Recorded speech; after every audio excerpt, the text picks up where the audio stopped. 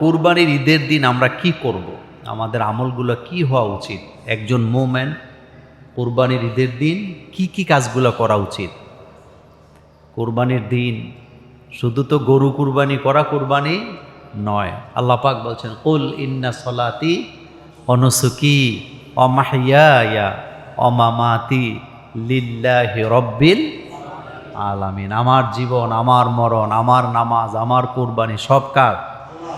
আল্লাহ পাকের জন্য। সেজন্যে ঈদের দিনটা আমরা কিভাবে কাটাবো, কুরবানির ঈদের দিনটা আমরা কিভাবে কাটাতে চাই, কিভাবে কাটানোর সুন্নত, আসেন সেই কথাগুলি জেনে। প্রথম কথা হলো, কুরবানির ঈদের দিন মেসওয়াক করা বা দাঁত পরিষ্কার করা সুন্নত।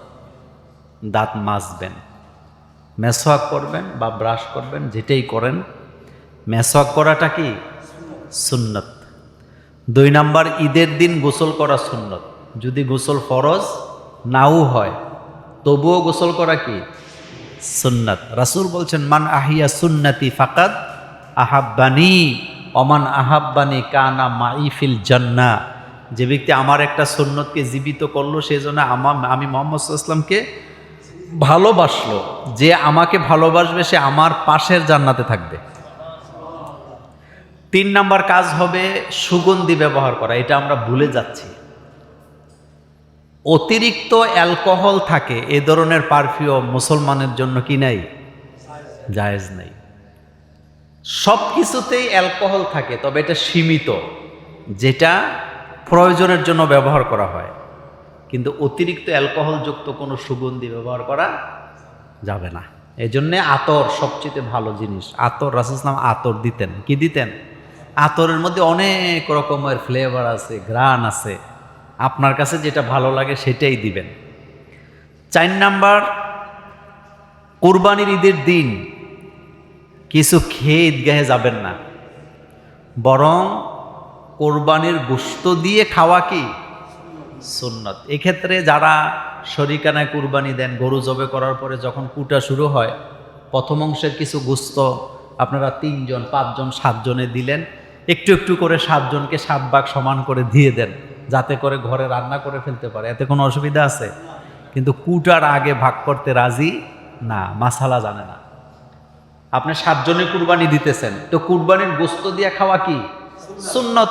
তো গোশত যখন কুটা শুরু করছেন, কথার কথা ধরেন 14-15 কেজি কুটা হয়েছে, তো 2 কেজি করে সবারই দিয়ে দেন।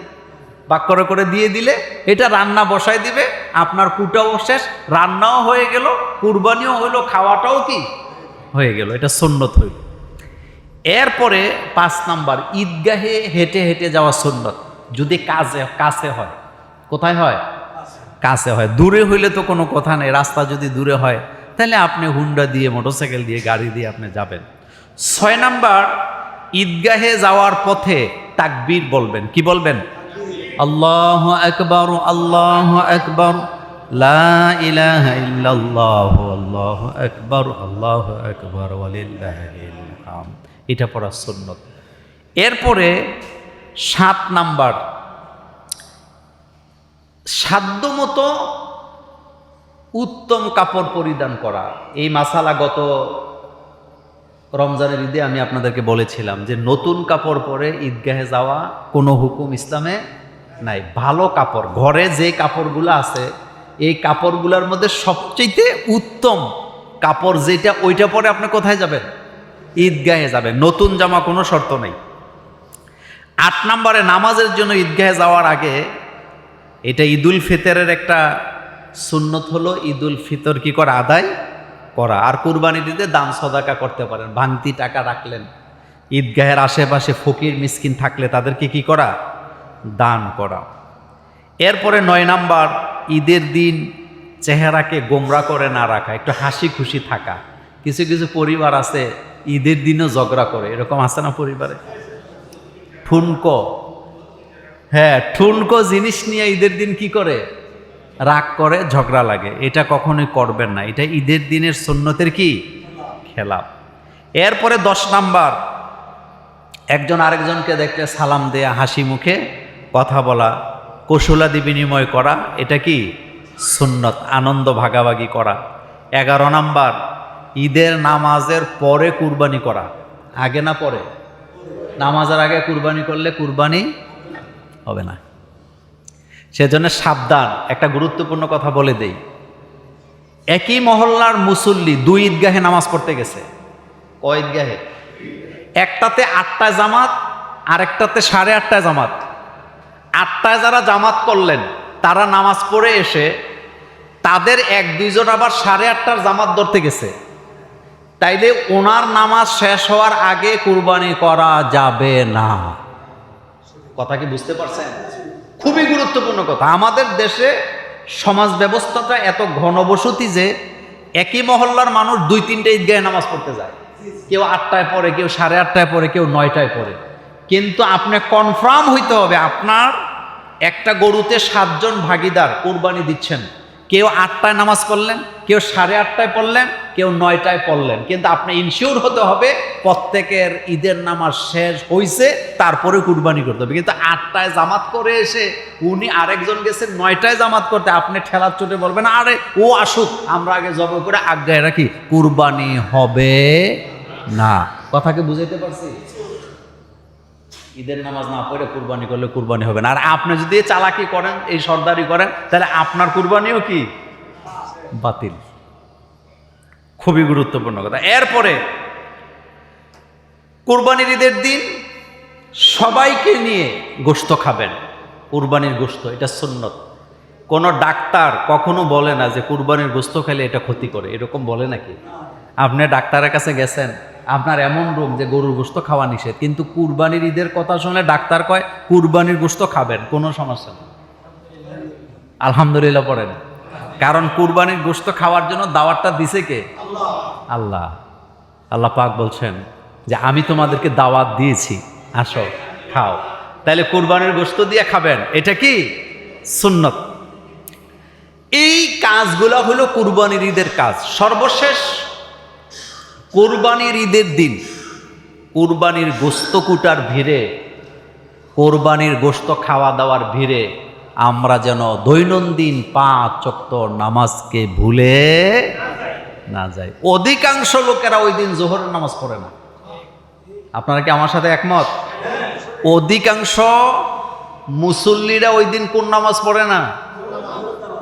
জোহরের নামাজ পড়ে না। কারণ এত ব্যস্ত কুরবানি গরু কাটাকাটি নিয়ে, আর একটা রান কোবানো বাকি আছে, আর কয়েকটা হাড্ডি কাটা বাকি আছে, আর কয়েকটা কি বলে মাথাটা কাটা বাকি আছে। এই অজুহাতে ওই দিনের জোহরের নামাজ কাজা করে এটা করা যাবে না, খবরদার। কারণ নামাজ আর কুরবানি একই সাথে আল্লাহ বলেছেন, বরং নামাজ আগে কুরবানি পরে। বলেন নামাজ আগে কুরবানি।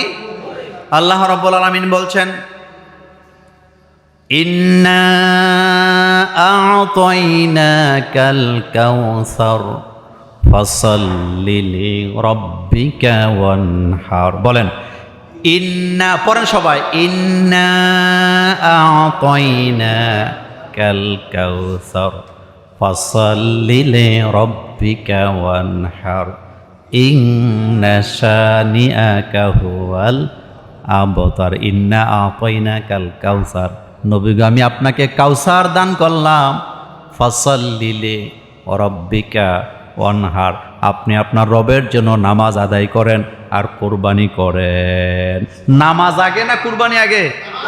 ফাসাল্লি লিরাব্বিকা, আপনি আপনার রবের জন্য আগে নামাজ পড়েন, এরপরে ওয়ানহার কি করেন? কুরবানি করেন। তাহলে নামাজ আগে, কুরবানি পরে। এই জন্য কুরবানির গোশত কাটতে যাইয়া ওই দিনের নামাজকে মিস করার কোনো সুযোগ নেই। الذي أرسله بالحق بشيرا ونذيرا وداعيا إلى الله بإذنه وسراجا منيرا. فقد قال الله تعالى في كلامه المجيد: أعوذ بالله من الشيطان الرجيم. بسم الله الرحمن الرحيم.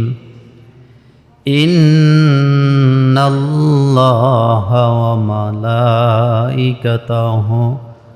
يصلون على النبي يا أيها الذين آمنوا صلوا عليه وسلموا تسليما اللهم صل على محمد وعلى آل محمد كما صليت على إبراهيم وعلى آل إبراهيم إنك حميد مجيد اللهم بارك على محمد وعلى آل محمد كما باركت على إبراهيم وعلى آل إبراهيم إنك حميد مجيد সকল প্রশংসা সে আল্লাহ পাকের,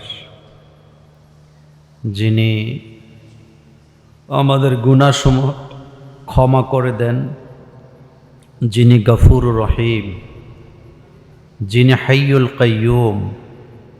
সে মনিবের দরবারে আমরা সকলে পড়ছি আলহামদুলিল্লাহ। রব্বানা লাকাল হামদ হামদান কাসীরান তয়্যিবান মুবারাকান ফীহি। লাখ কোটি দরুদ সালাম বিশ্বের মানবতার মুক্তির দূত সৈয়দুল মুরসালিন খাতামুন নবিয়্যিন আশরাফুল আম্বিয়া সৈয়দনা জনাবে মুহাম্মদ রাসূলুল্লাহ সাল্লাল্লাহু আলাইহি ওয়াসাল্লামের উপর। আজকে আমরা এমন একটি সময় জুমার নামাজ আদায় করতে এসেছি, যেই সময়টিতে বাংলাদেশের নিম্ন অঞ্চলগুলা পানিতে প্লাবিত হয়েছে, তারা পানিতে অনেক জায়গা ডুবে গেছে, তারা তাদের পরিবারকে নিয়ে অনেক কষ্টে আছেন। আমরা তাদের জন্য দোয়া করছি, আল্লাহ যেন তাদের সকলকে হেফাজত করেন। বিশেষ করে হাতিয়া, সন্দ্বীপ, ভোলা, পটুয়াখালী সহ নিম্ন অঞ্চল যেগুলো আছে, আল্লাহ যেন সেই এলাকাগুলোকে হেফাজত করেন। মনপুরা সহ সকল চর অঞ্চলগুলো যেন আল্লাহ তার রহমতের চাদর দিয়ে ঢেকে দেন। আজকে আমরা কোরবানি ঈদের একেবারে নিকটবর্তী সময়ে জুমার নামাজ পড়তে এসেছি। বিশেষ করে আমাদের হাতে আর একটি জুমা আছে, যদিও ওই জুমার পরের দিনে আমাদের ঈদ। তো আমরা দোয়া করছি আল্লাহ পাক যেন আমাদের সকল আর ঈদ, কোরবানি এবং হজকে যেন কবুল করেন, আমাদের সকল আমলগুলো যেন আল্লাহ কবুল করেন। আজকে আমি প্রথমে আপনাদেরকে যে কথাটি বলবো সেটি হলো, প্রত্যেকটি কাজ মূলত তার নিয়তের উপরে নির্ভর করে। একটা কথা মনে রাখবেন, নিয়ত যদি আপনার পাক্কা হয়, নিয়ত যদি নিখুঁত হয়, আপনি সেই কাজটা অবশ্যই করতে পারবেন। আর যদি নিয়তের মধ্যে দুর্বলতা থাকে, তাহলে এই কাজ আপনার দ্বারা করা সম্ভব হবে না। আপনি যদি প্রতিজ্ঞা করেন যে আমি এটা করবই, আমি এটা করবই ইনশাআল্লাহ, যেভাবেই হোক, তাইলে আপনি এটা করতে পারবেন, আল্লাহ আপনাকে সুযোগ দিবে। আর আপনার দিলের মধ্যে যদি দুর্বলতা থাকে, করব কি করব না, করতে পারবো কি পারবো না, তাহলে এই লোকের দ্বারা কোনো কাজে বিজয় হওয়ার কোনো সম্ভাবনা নেই। তো ধারাবাহিকভাবে আলোচনাগুলো আজকে করতে চাই। জুমা যেহেতু কোরবানির ঈদ আমাদের সামনে, প্রথমে আজকে আমরা জানবো